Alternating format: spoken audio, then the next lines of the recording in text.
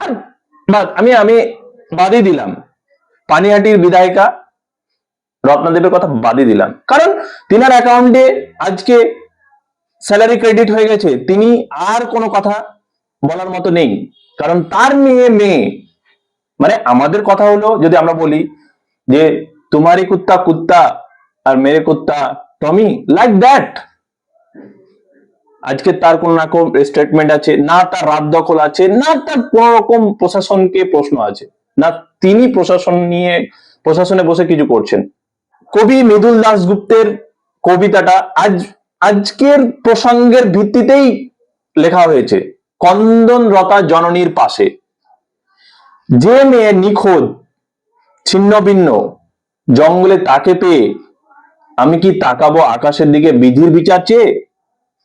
আমি তো পারি না, যা পারি কেবল তাই কবিতায় জাগে।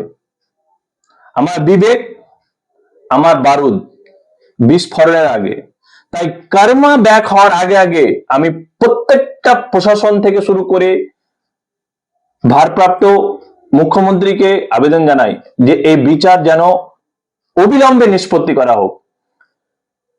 ভোটের আগে মুখ্যমন্ত্রীর যে কথাটা, এই ধর্ষকদেরকে কোর্টে পাঠাবো না, সকালে জমা নেব, বিকালে খরচ করব, যে বিকেলে জমা আর সকালে খরচ, যেন এইটা যেন মুখ্যমন্ত্রীর মাথায় রাখা উচিত। আপনি কি বলবো, নিজের নিজের নিজের নিজের প্রতি ঘৃণা হচ্ছে। একবার ভাবুন, আমরা আজকে এই মিডিয়ার খবর একবার একবার চিন্তা ভাবনা করুন তো, যে দিস টাইম ইজ টু, এটা টাইম যে আমরা এটাকে সমাজের অন্যভাবে ন্যারেটিভ দেব, CPM, Congress, Trinamool, BJP, RSS, মানে what?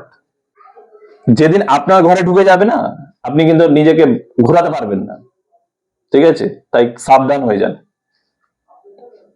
Justice for the Abhaya, justice for the girl, justice for Baruipur. We stand with